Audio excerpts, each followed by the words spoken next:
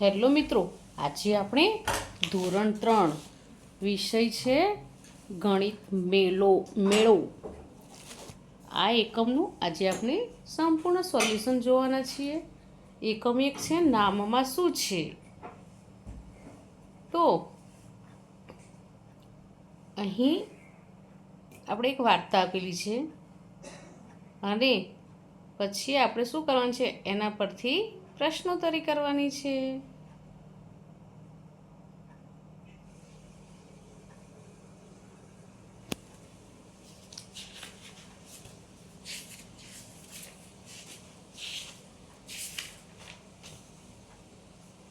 અહીં કેટલી 47 ગાયો હતી.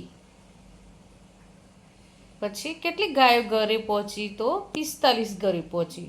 તો દિશા અને દીપ શા માટે ચિંતિત હતા? તો 2 ગાયો પાછી ન આવી એટલા માટે દિશા અને દીપ ચિંતિત હતા. પછી અહીં તેમના મિત્ર હેમંત પાસે 36 ગાયો અને 23 ઘેટાં હતા.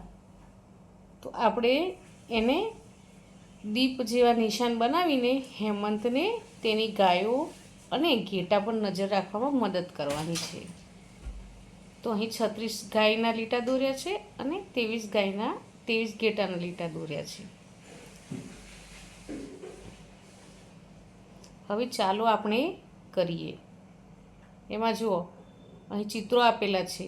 તો બંને ટીમના કપ્તાનની ઓળખ કરો. તો પ્રથમ ટીમ ચામાચીડિયું, બીજી છે અક્ષરોની સંખ્યા 5, બીજી ટીમ સાપ, અક્ષરોની સંખ્યા 2. પછી અહીં કોનું નામ વધારે લાંબુ છે ચર્ચા કરો. તો અહીં મહેશ અને કરણ બંનેના નામ સરખા અક્ષરો છે. હવે આગળ 3 નીચે આપેલી જગ્યાઓમાં તમારા કેટલાક મિત્રોના નામ લખો અને પછી ક થી 6 સુધીના પ્રશ્નોના જવાબ લખો.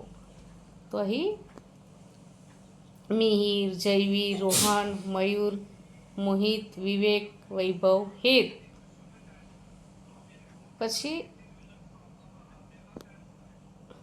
અહીં સૌથી લાંબા નામ પર સાચું એટલે ખરાની નિશાની કરો અને સૌથી ટૂંકા નામ ઉપર ખોટાની નિશાની કરવાની છે. તો આગળ છે તમારા નામનો શરૂઆતનો પ્રારંભિક અક્ષર લખો. તો મિહિર નામનો પ્રારંભિક અક્ષર મ છે. પછી તમારા નામ જેવો જ શરૂઆતનું અક્ષર ધરાવતા બધા જ નામની ગણતરી કરો. તો 2 આવશે. પછી શરૂઆતના કયા અક્ષરોનો સૌથી વધુ ઉપયોગ થાય છે તેનાથી શરૂ થતા નામોની ગણતરી કરો. તો મ નામ 3 વખત. પછી અંતિમ અક્ષર સમાન હોય તેવા નામની ગણતરી કરો. તો નામ મિહિર, જયવીર અને મયુર. પછી આગળ એવા અક્ષરો લખો જે કોઈ પણ નામનો શરૂઆતનો પ્રારંભિક અક્ષર ન હોય. તો ક, ખ, ગ, ધ, ચ.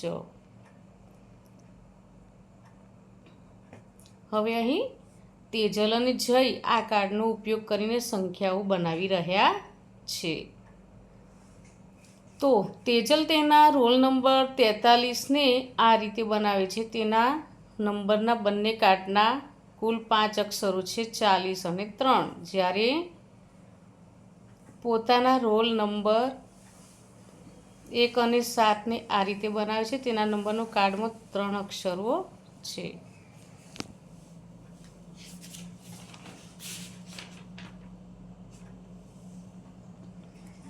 હવે ઉપર દર્શાવ્યા પ્રમાણે સંખ્યા કાર્ડનો ઉપયોગ કરીને તમારો રોલ નંબર લખો. સંખ્યા કાર્ડ પુસ્તકના અંતે આપવામાં આવ્યા છે. તો મારો રોલ નંબર 26 છે. તો તેના નંબરના કાર્ડમાં 3 અક્ષર છે. હવે આગળ તેજલ અને જયે 21 સંખ્યા બનાવી છે.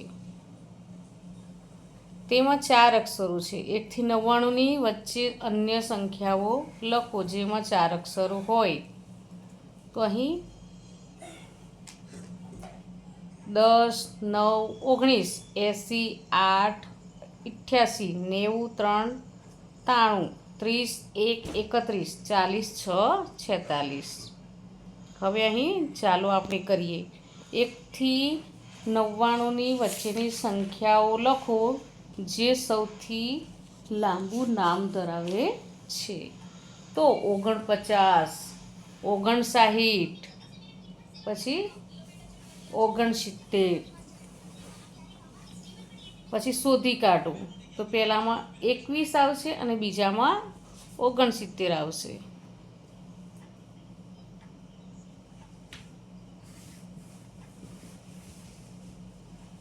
હવે આગળ આ ચિત્રો આપેલા છે.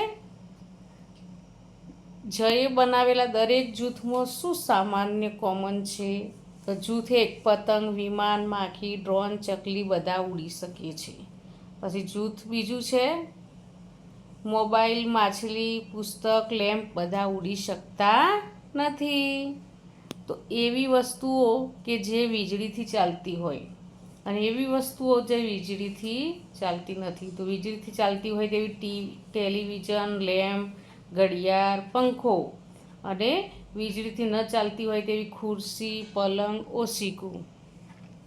હવે ઉપર આપેલી વસ્તુઓને અલગ અલગ રીતે જૂથબંધ કરો અને નીચે આપેલી જગ્યામાં લખો. તો ભારે વસ્તુઓ અને હલકી વસ્તુઓ. તો ભારે વસ્તુ આવશે પતંગ, ટેલિવિઝન, ખુરશી, પંખો. હલકી વસ્તુઓ ઓશીકું, રજાઈ, ઘડિયાળ અને લેમ્પ. હવે ચાલો આપણે કરીએ વાળ ઓળવાની વિવિધ શૈલીઓ, હેરસ્ટાઈલ.